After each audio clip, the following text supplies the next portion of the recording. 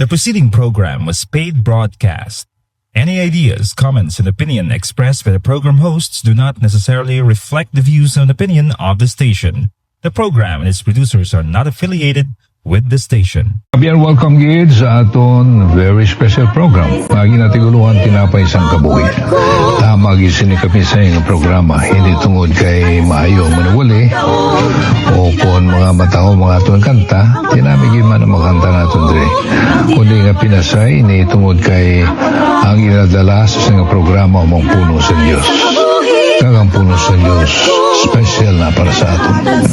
Kita tanan makatestify gid, no? Kamuhan nga pamati sa Malawig na matinuig, sa Masbati, sa Mindanao, Palawan, sa Binigay sa Rio Negros, manamaw na pamati sa aton sa Guimaras. Welcome ka mo. Kag diri sa probinsya sa Iloilo, nga malambot sa aton tingog. So kanya mo na ito inyo testimony. Hindi naman kinanglan nga ato na dibatihan pa kay iti ang pulong sa Diyos sa pagkamatuod mapuslanon git makatag sa aton sing maayong pagtulungan ka nagadala sa ato palapit sa Ginoo makapangabuhi kita sing balaan sa tubangan. So welcome gid kamo tanan sing ation. Salamat sa Diyos sa mga wali diri nga ginala ni Pastor Neil, no ba maayo gid nga mensahe. Kung nadumduman pa ninyo sang pilakadlaw nagligad, ang yawali parte sa pagkamatarong sa Diyos, the righteousness of God. Very articulate siya sa pagsaysay niya sinino. Kag nahangpan gid naton nga gin pagkamatarong kita, hindi tungod sa aton binuhatan. Naging kabe kita nga matarong kag matinlo, kag takos nga magsulod sa ginarihan sa Diyos tungod sa ginhimo ni Kristo sa aton. Kaya ginasulod na naton, hindi na naton pagkamatarong, kaya ang pagkamatarong tayo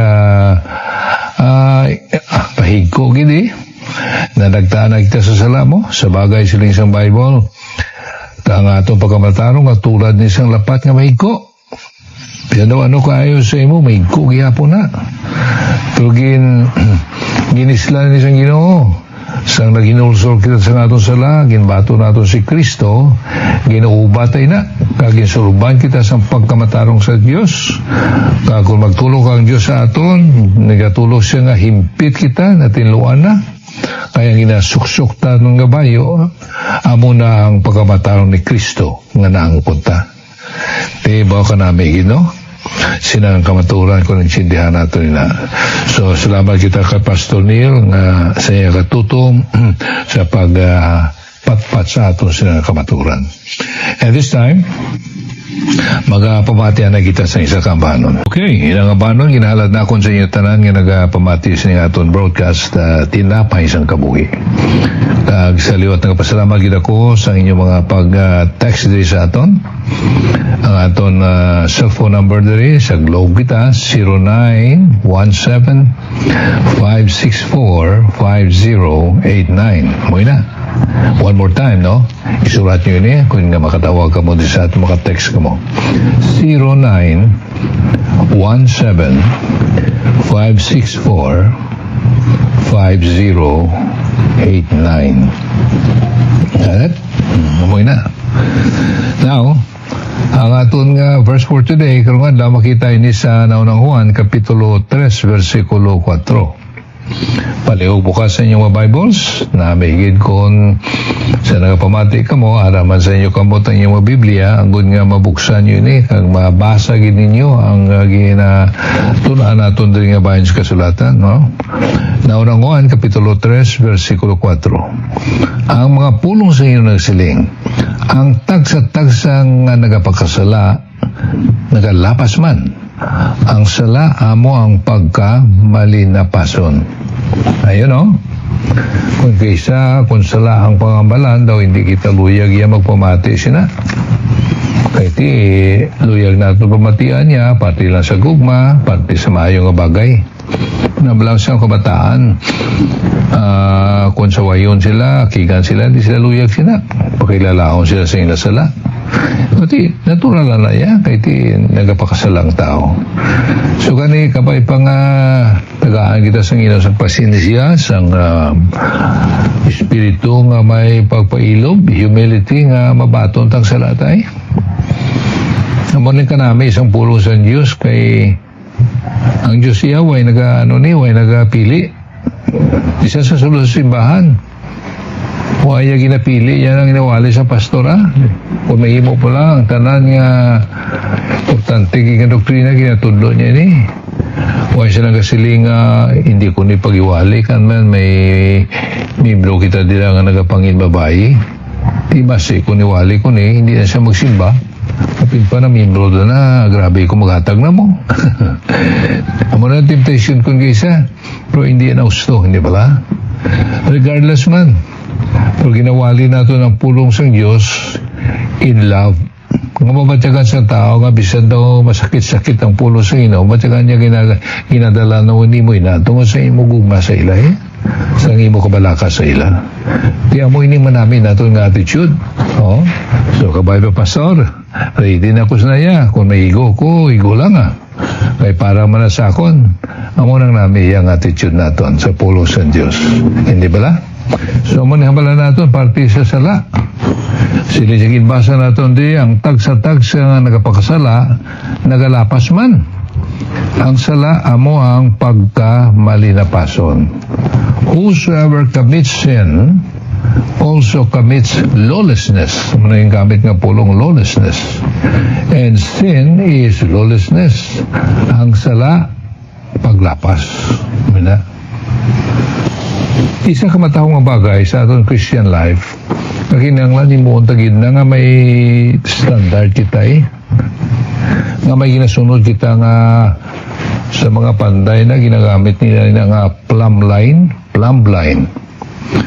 Mabugatin nga bagay kag ginadrop nila ina hangkod nga eskwalado ginasunod nila ina kay kung sundo nila ina eskwalado gid ang ilang obra tadlong gid tuntun pa sa amo na ginatawag namo nga tuntun mabugatin nga bagay nga giapatan sa lubid inapatuntunan gid kay nang tuntun naman ang ginasunod kay sigurado ginaya mo sigurado ginaya nga kusundon mo na tadlong ginaya ang imo obra.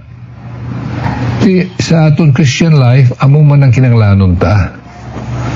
Amo po ang kinanglanon naton. Kag ang standard nga ginahimo ta ginasunod ta hindi ang aton niya pag-intindi lang.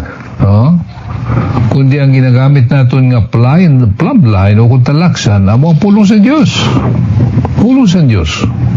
Amo nang talaksan gid, amo nang ginasunod ta. Why na sing iban? Kay kung sundon tayo ang aton niya ng pag-intindi, nagagwagi kita damo. Manalisin kita kung sa ako niya pastor mo niya mo. Kung sa ako ng pastorya, hindi man ni sala mo. Kung sa ako ng pastor, pwede na hindi man nasala nga duha ka babae magapakasal, o kung duha ka lalaki. Kung sa ako ng pastor, hindi na sala nga na mga transgender na nga isla nilang ila sex. Sa ako niya pastor, di na sala. Pero salagi na. Salagi na ya. Pero ang ginagamit mo yung talaksan, ang imo ang imo pag-intindi, di ba sasayo kita dira? Balik kita sa nga kamaturan gid. Ngagin bilin sa Dios ang Biblia, ang pulong sa Dios nga mangin plumb line naton, mangin talaksan naton sa aton pagpangabuhi. Tama gid ka dangerous, tama gid ka delikado nga magpangabuhi kita nga wala sing ginasunod nga talaksan. Like it, very dangerous to live your life without a spiritual standard or spiritual plumb line to determine right from wrong. Nga mo nang ginagamit natin kung balang ginahimo natin matarong kung hindi. Importante ni nga doktrina kay ba binasay lang kita pirmi nga sa lakon ingay ka gusto masaling ka ako ya gusto sa ako niya gusto man ko pero kung amo na nga ito niya ginahimo hindi kita da mag-intindihanay pero kung magbalik kita sa Bible siling kita abi kita abi sa pulong sa Diyos kung anong ginasiling dira kung di nga tapos paano pala na sa aton konstitusyon kung may mga kaso ginabista ini kag ang quest dira magasiling amo ning sa aton kasuguan sala kagid kay ti ang inahimo nimo siling sa kasuguan nato rin hindi ka magpangawat mula talaksan ta kung nangawat ka silutan kagid di na may ginasunod kita nga konstitusyon hindi bala and the word of God is our plumb line ang mga spiritual laws daw parehas lang ini isang physical man nga mga layi nga ginasunod naton nga paabot sa aton nga sundon tayo na kaya mo na nagaprotect sa aton wala na nag-agod nga maglaing kita kung may spiritual laws, may mga physical laws. Halimbawa lang, maayong ilustrasyon sila para sa kuryente. The law of electricity. Ayan, matsalas ikaw, masiling ka, hindi na delikado.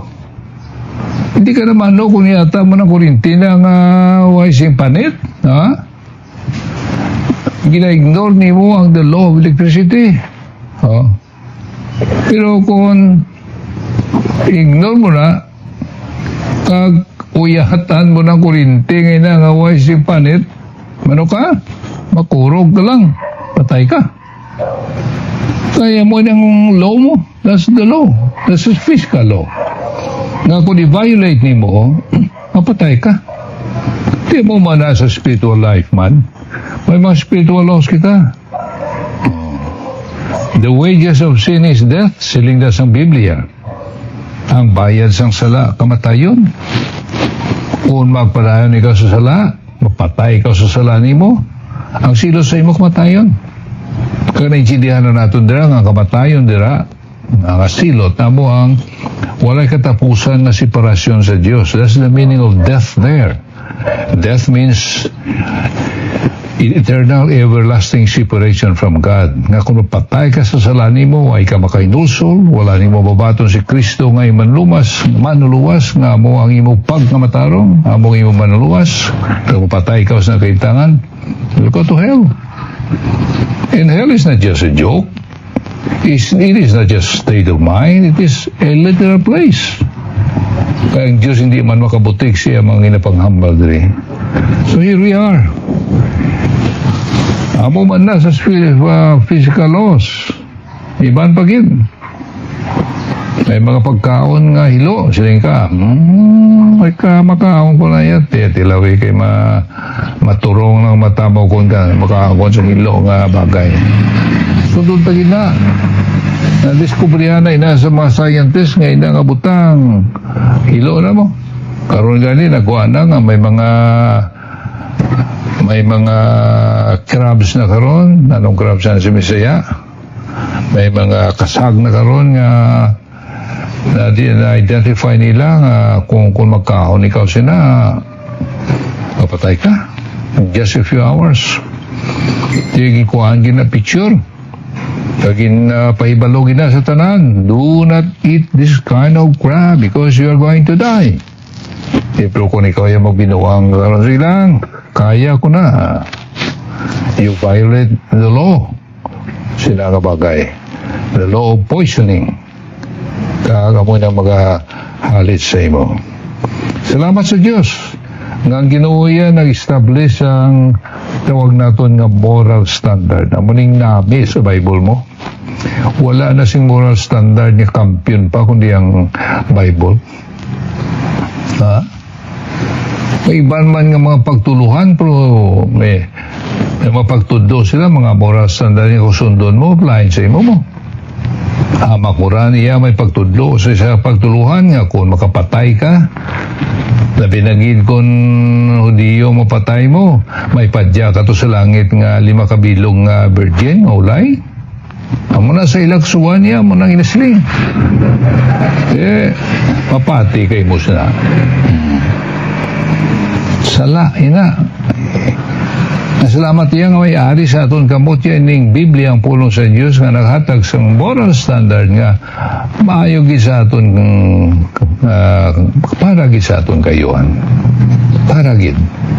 So I'm sure ina-appreciate ninyo ina, ginapakamahal ninyo yung Bible. Kung ay ka mo Bibles, mangitagi ka mo, kaya mo ng libro nga dapat kinato niya tipigan.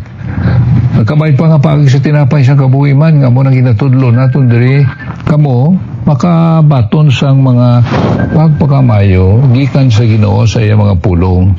Ang kabay pa nga, maagom ninyo ang padayon nga kalipay kag pagpakamayo sa Diyos.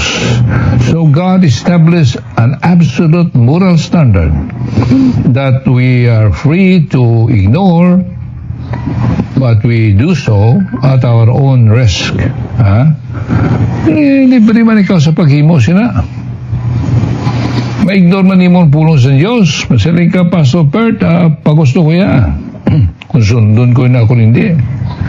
Pero kung ignore ni mong pulong sa Ginoo, nanong matabo? Mangin maayo ba lang madangatan ni mo? Ang pulong sa Diyos iya, absolute na iya mo. Moral standards ang Ginoo iya, absolute. Kaya mo magpati sinang pagtudlo nga everything is, that nothing is absolute, nothing is absolute. Everything is relative. Sa lagi na, kay may mga absolute nga bagay, kagamo ining pulong sa Diyos, ang moral standards sa Ginoo, yan, managina. Kung ginakandem sa Ginoo ang lesbianism, homosexuality, sodomy, karon, nasiling kita ti sa panyimpo pa na yan ni Latna, o na karon, kambyo na. Sa lagi na, sala sa tuwan ay, sala man na tutub karon, amo man gihapon nila. Huwag gina nagabalhin, kay absolute ang pulong sa Diyos mo. Wala nagabalhin. Ang culture iya sang tao yan. Wala ini naga-supersede, wala ini nagapangibabaw iya sa pulong sa Diyos. Silang katiya mo ng culture nila to sila mo. Culture nila to yan, pwede sila pangasawa na mo. Diyos, sobra na ka hindi. Budlay na mo, sawa mo eh. Hindi na nato natabaysan pa. Kasi katiya mo na nila culture to. But that culture is wrong. It's unbiblical. It's not according to the scriptures. So magsiling ka nga culture must supersede the word of God. Salanay na. Saan pa mga circumstansya man? Kung kaysa ginagamit man natin ng balibad, nga mga circumstances kung siya, ayaw mo kaya mo ina mo nang kinanglanon niya mo. Pero ang mga circumstances, wala man ina nag-abrogate sang pulong sa Diyos. Masiling karon ti ang circumstansya, pastor, nga mo ni mapatay na sa guto mga akong kabataan, ti mga awat na lang ko, mabaligyan na lang ko droga, muna ko siya may mga dakpan nga mga drug addict, madakpan sila kabaligyan droga, muna ilang rason kung kaysa niya tiway na ko ipakaon sa panimalay ko, mapatay na sila, muna circumstansya nga ginahatag nila, pero wala na naka-justify. Kaya kung mangita ka lang iya sa pagi nga matinlo, makakita ikaw si pagi nga makabakal kasing pagkaon sa imo kabataan nga wala ka nagabaligyas nga hindi ka magbaligyas ng droga. So circumstances do not abrogate the word of God. And culture does not supersede the word of God. You may feel God's laws restrict you. Ayaw mo na imubuhat siya, tama man naka-stricto na inyo na pastor. Hindi ko dahil mag-intra sa inyo, kaya mag-stricto, nakasunod nga mo sa pulong sa Diyos, di sobra naman ha. Hindi ka na imo daya ka pamuyaw, hindi ka na kainom sa makalubong ilimnon. Hindi na ikaw makasaladab siya ng yutay lang, minuting yutay. Muna talaksan sa Ginoo mo. Hindi nga gina-restrict ikaw. On the contrary, ang kasuguan niya sa Diyos, ang moral standards sa Ginoo, nakaprotect ka niya sa imo. Hindi naprotektuhan pa ikaw sina. Hindi nga ginalimitahan ka, ginapantos ka, kaya nakatuman ka sa pulong sa Diyos. Sabi pamangkot ka mo sa mga tao nga nakatuman sa pulong sa Ginoo. Natanto sila? Wala. May malinungan sila pagpangabuhi, may matinlo nga sila pangabuhi, kaya ginasunod niya ang pulong sa Diyos. Wala, hindi nag-restrict sa imo. Kundi sa baylos niya ang pulong sa Diyos, nag-protect na sa imo. For example lang, ang pulong sa Diyos, nagasilingi dira, thou shalt not commit adultery. Hindi ka magpanglahi. Di mas ikaw, pastor, ti daw hindi ginaya pwede sakon. Masulo sideline, kuya. Huwag makukasugid sa sawa ko. Ma-adultery na, okay lang na ya. But if you try to break it, nanong matabo ka ron? Kung magpangin babae ikaw, you break it. Nanong resulta sin, nanong efekto sin sa imo nga panimalay? Kung balaan ka sa asawa mo karon nga may babae ka sa luwas, ikwentro mo pang asawa nga may isog-isog man, ako sali, ikaw sila, tanan lang imo niya, kakti na anong resulta sa kabataan mo? Kuya na sila. O sila nga si tatay nila, buhaydor. Nga may may mga tinago to sa gwa.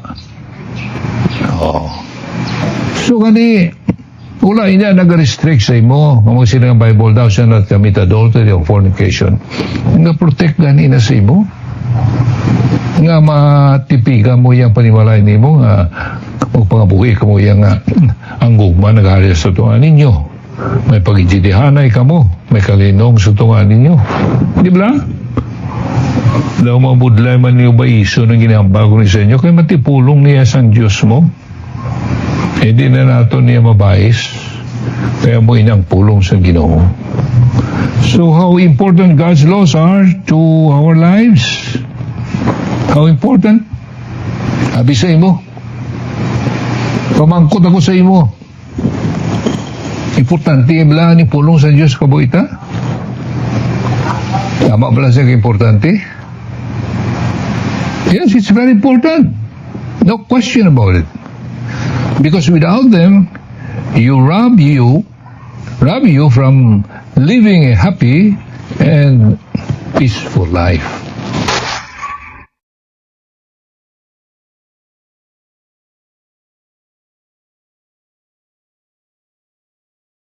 Kung mo niya hindi pagsundon, anong matabo sa imo? Madula sa imo ang malipayon, matawhay, malino ang pagpangabuhi sa inyo panimbalay. Testimony ni sa madamo na nga nagaulon yan sa kwarta, pero ay sila kalipay. Because they violated the moral laws ng Ginoo. Itong billionaire nga si Mr. Getty, tagiyas ang Getty Oil, karon daw ng Getty Oil, no? So, nang magranon to.